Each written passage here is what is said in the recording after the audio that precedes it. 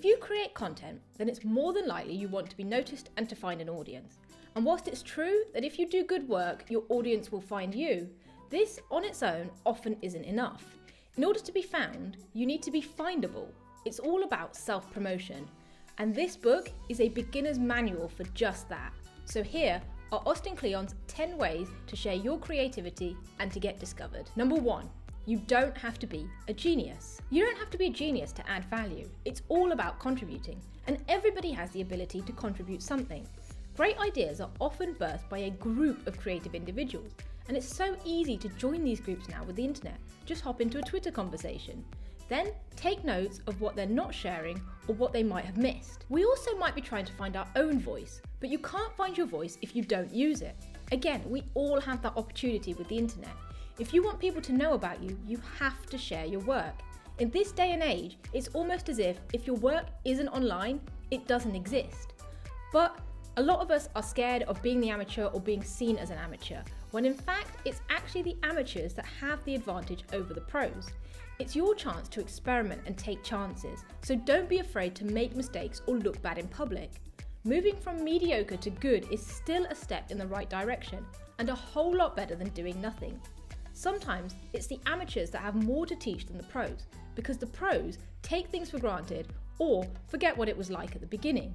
The best way to get started on the path to sharing your work is to think about what you want to learn, and then make a commitment to learn it in front of others. Number 2, think process, not product. Now it's time to take advantage of social media and share as much or as little as you want. By sharing the day-to-day process, you create a unique bond with your audience. Human beings are interested in other human beings and what they do. People genuinely want to see how the sausage gets made. Consumers want to be part of the process, but you have to make stuff to show stuff. Sharing your work may be most valuable if you're still in the learning phase. Start a work journal or keep a scrapbook. Document, don't create. Whether you share it or not, documenting and recording the process has its own rewards. You'll start to see your work more clearly and feel like you're making progress. And it will be there waiting for you when you're ready to share. 3, share something small every day. At the end of a day's work, find one little piece of your process that you can share. If you're at the beginning of your journey, share your influences and what's inspiring you. If you're in the middle of executing a project, write about your methods and share your works in progress. If you've finished a project, show the final product and what you learn. And if you have lots of projects out in the world, report on how they're doing. For your audience, it's like getting all the DVD extras, like the deleted scenes and the director's commentary, before the film comes out. It's easiest to pick just one platform for this. So filmmakers use YouTube, business people LinkedIn, writers like Twitter, and visual artists like Instagram. But also don't be afraid to be an early adopter. Right now, the hottest thing seems to be Clubhouse. At the end of the day, if you don't find use for a platform, it's okay to abandon it. And if you're not sure what to say, just answer the social media prompts. What's on your mind? How are you feeling? What's happening? And what are you working on? However, the internet is public and a copy machine, so don't just post anything and everything. Lauren Saran says, post as though everyone who can read it has the power to fire you. There's a difference between sharing and oversharing, so share what you want feedback on. Don't overthink it and go with your gut.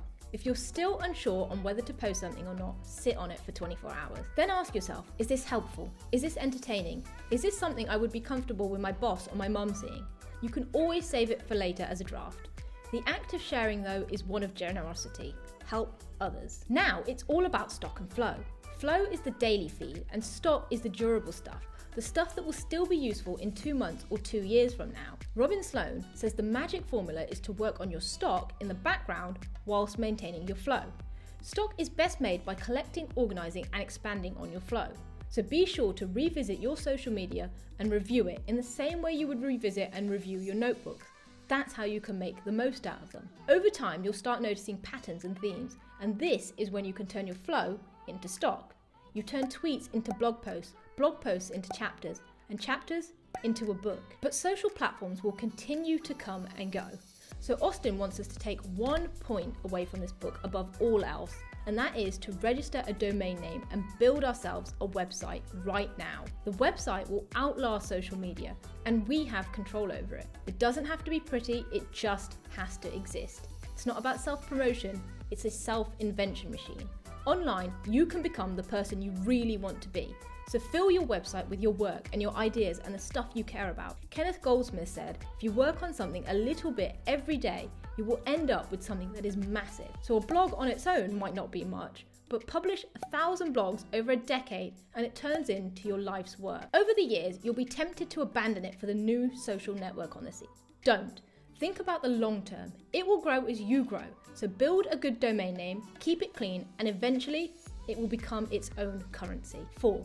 Open up your cabinet of curiosities. Share your tastes with the world before you feel like you're ready to share your work. Where do you get your inspiration from? What sorts of things do you fill your head with? What do you read?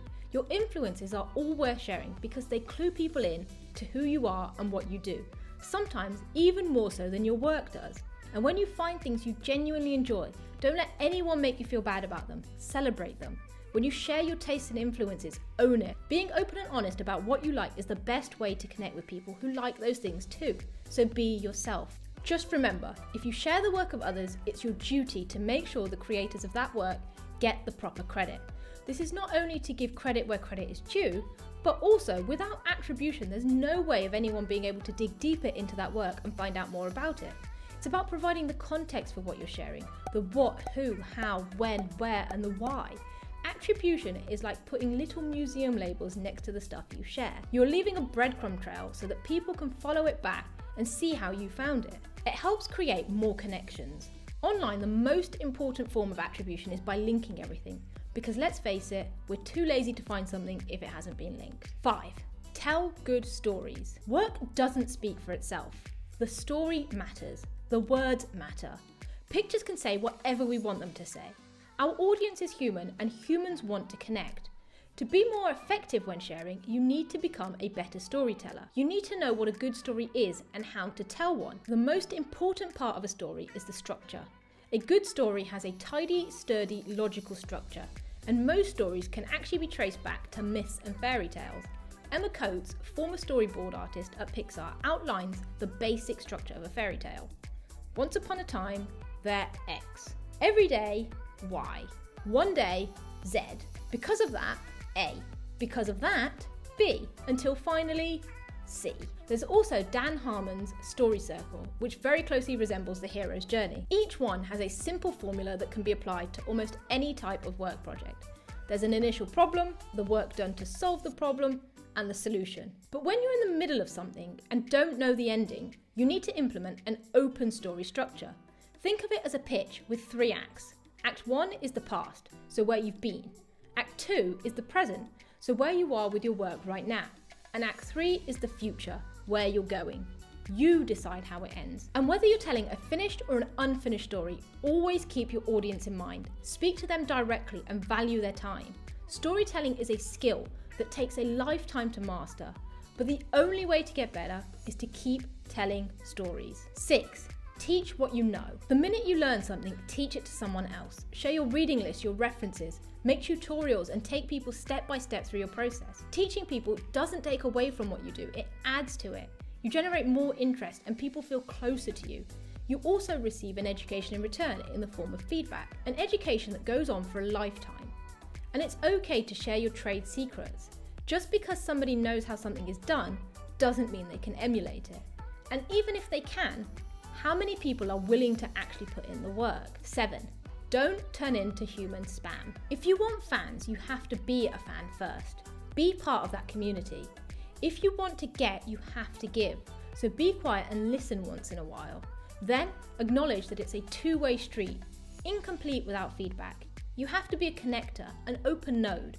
So stop worrying about how many people follow you online and start worrying about the quality of those people. Don't waste your time reading articles about how to get more followers. If you want more followers, be someone worth following. Steve Albini says that being good at things is the only thing that earns you clout or connections. Make and talk about stuff you love, and you'll attract people who love that kind of stuff. It's that simple. As you put work out there, you will run into your people, your real peers, the people who share your obsession and mission. There will only be a handful of these, but they are so important.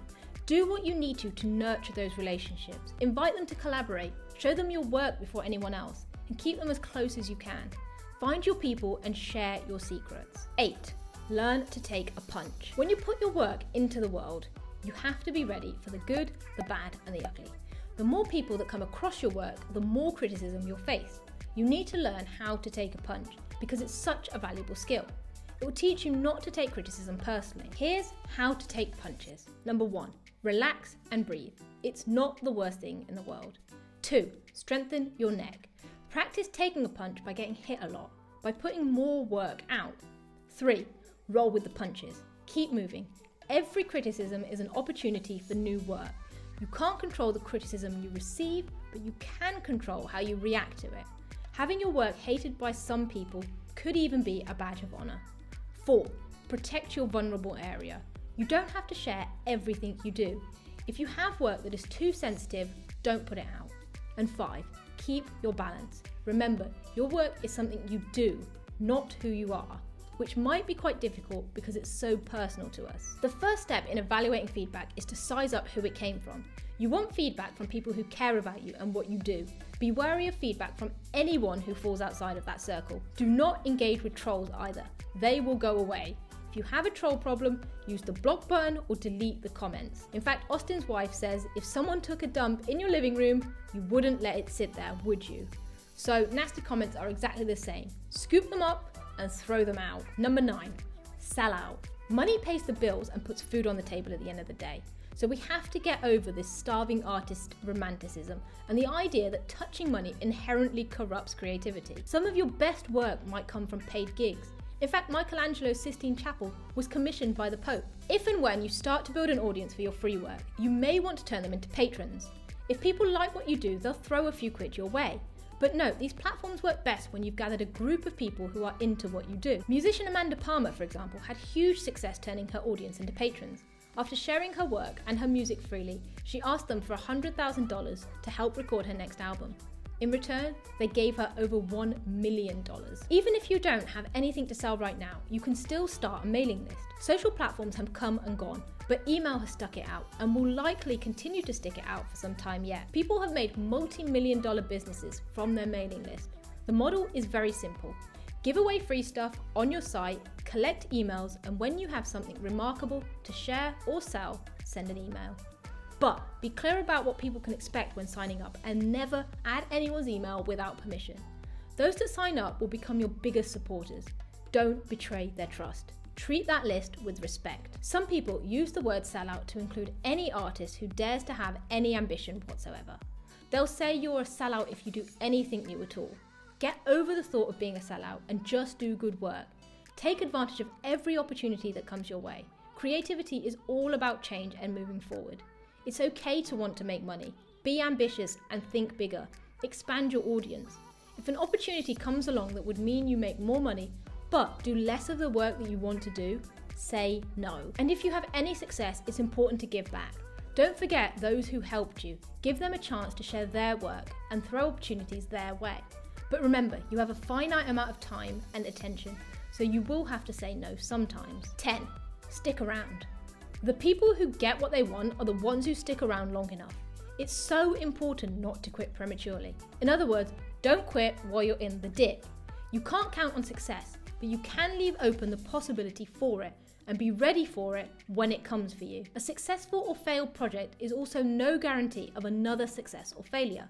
Artists who have had long careers have all been able to persevere regardless of success or failure. You can avoid stalling out in your career by never losing momentum. In other words, going from one project straight onto the next and creating a chain reaction. Use the end of one project to kickstart the next. Ernest Hemingway, for example, would stop in the middle of a sentence at the end of the day, so he would know exactly where to pick up in the morning. There will, however, inevitably come a time when you need to take a break. And when this happens, you should take a sabbatical. Designer Stefan Sagmeister takes a sabbatical once every 7 years, though it is planned. His thought process is that you dedicate the first 25 years of your life to learning, the next 40 to work, and the last 15 to retirement. So why not take 5 of those 15 retirement years and use it to break up the work years? Which kind of reminds me of the 4-hour work week. Again, not everyone can do this, so we have to take practical sabbaticals, in other words, daily, weekly or monthly breaks, where we walk completely away from our work. Writer Gina Trapani points out 3 prime spots in our day where we can turn our brains off and take a break from our connected lives. Number 1, on our commute. And this is where audio and podcasts are great to listen to. 2, exercise. Using our body relaxes our mind. And 3, nature. Get outside, get some fresh air, and disconnect from anything electronic. It's important to separate your work life from the rest of your life. Austin's wife says, if you never go to work, you never get to leave work. Then, when you feel like you've learned whatever there is to learn from what you're doing, it's time to change course. You can't be content with mastery. Push yourself to become a student again. Remember, you never really start over, you just begin again. You don't lose everything you've learned up until that point or everything you've done. But when you throw away your old work, you make room for new work. You push yourself to come up with something better. Go back to chapter 1 and become an amateur. Document your progress and share it with others so they can learn along with you. Show your work, and when the right people turn up, pay close attention to them because they'll have a lot to show you. So, what now? Go online and post your work. Share your progress and inspirations. To start with, just drop them in the comments below. Get yourself that domain name and start that mailing list. Don't show your lunch or your latte, show your work. Thanks, guys.